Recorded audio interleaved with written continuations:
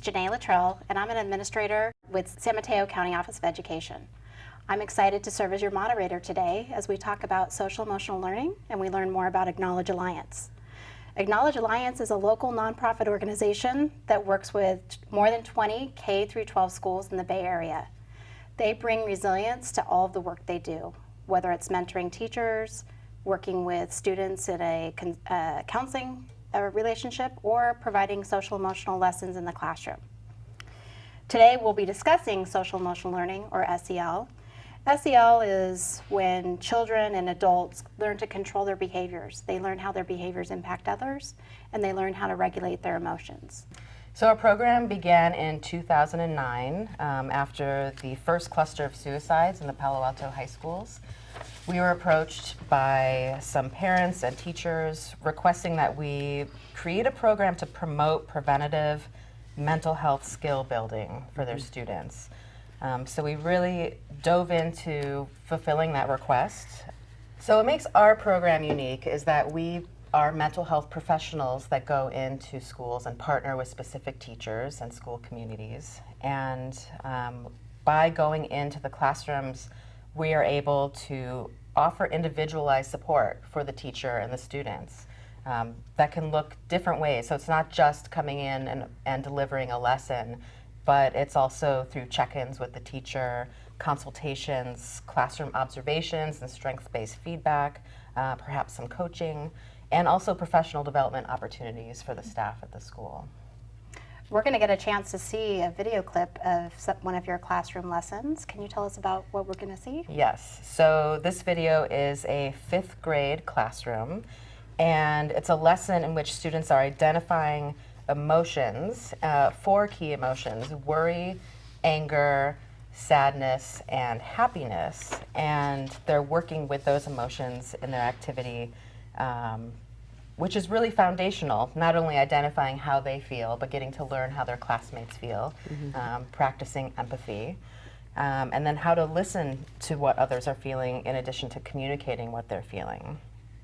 And there's a lot of complex relationships that can come from not only the sharing of your feelings, but the managing of feelings that come from others. Great, let's take a look. So for today, what our focus is going to be is about feelings.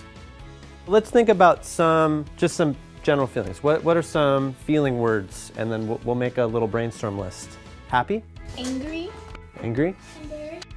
Embarrassed, yeah. All right, one more. Jealous. Jealous? Okay, that's a good list. Are some of these feeling words, are they a little easier to deal with or to feel than others? What would be one word that's up there that's a little maybe harder to deal with that you'd rather not? I have a bag of rocks because I'm a rock guy. So think about that's if each of the rocks in here is a feeling, and we're carrying this around all the time. Feel that. It's going to make getting around hard. When we go to a museum, what do? We look, we view. What we're going to do is we're going to kind of magically transform our classroom into a museum. I know, it's crazy, but get ready for it because it actually already happens. If you look in your journal, if you flip the page to page 13, you'll see 4 picture frames. I feel happy when, I feel angry when, I feel sad when, and I feel worried when. Okay, so I want you to take a couple minutes and I want you to think about a time recently that you had one of these feelings. I'm asking you to take a little bit of a risk and put what you've shared in your journal up there. So you have a choice. You can decide for yourself, I don't want to share that, and that's fine. But I'd like you to try to choose at least 2 to put up on a Post-it, okay? That make sense? How was that? I heard that it was awesome, it was awkward, it was, what was the other? Interesting? Any of the ones that you read up there, did you connect with like, oh, I've felt like that? This is about being able to see what other people are feeling. the ability to feel or understand what someone else is feeling. There's a word for that. Anyone know? So the word is called empathy. Empathy is being able to put yourself in someone else's shoes and feel the things that they feel. How about to close up today, since we focused at the beginning with the mindfulness and we checked in about how we were feeling before and after. While you hear the chime, I want you to crack a little smile, and I want you to notice how that feels in your body. You can even notice the effect that you have on each other.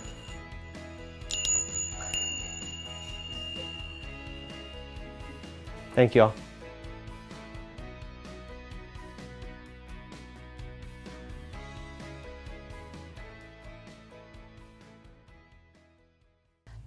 That was a wonderful example of skill building and empathy building in the classroom. Now I'm excited that we get to hear directly from the educators, those in the classroom. I have seen an increase in empathy in my students. They certainly understand what empathy is. They can recognize empathy in certain situations, and it's an ongoing process for them to learn to practice empathy with one another. A big focus in elementary school is community building, and the activity that we saw in the video of the Museum of Feelings I found to be very, very powerful in my classroom, because the children realize that the same sorts of things that make them angry make other people angry. The same sorts of things that make them happy make their classmates happy, and having that sort of commonality of feeling really helps to increase the sense of community, which in turn helps us with our instruction. We do a lot of work with strengths in addition to feelings, and so we always like to remind both teachers and students that feelings come and go. Every feeling is okay, and it's what you do with it that's important. So perhaps some of our feelings have shifted from the beginning of this segment to now. So if that's the case, go ahead and pick a new feeling rock.